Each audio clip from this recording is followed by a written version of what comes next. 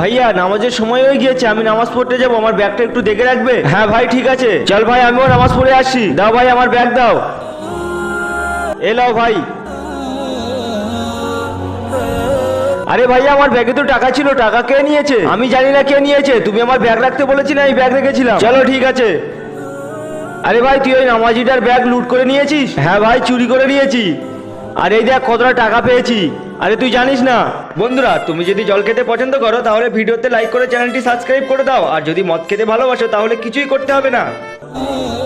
ভাইয়া একটু দাঁড়াও, তুমি তোমার ব্যাগ ওই ভাইটার কাছে কোন ভরসায় দিয়ে এসো? ভাই তোমরা দুজনে যখন কথা বলছিলে তখন আমি তোমাদের দুজনের কথা শুনছিলাম। আরে ভাই আমার ছোট ভাইয়ের অপারেশন, 10,000 টাকা দরকার, আর আমার কাজ বাজও ঠিকঠাক চলছে না। এবার তুই বল আমি কি করব? ভাই সবর কর, আল্লাহ কিছু করে দিবে। আর আমি ভাবলাম ওর কাছে ব্যাগটা রাখার নাম করে ওকে কিছু টাকা দিয়ে দেবো।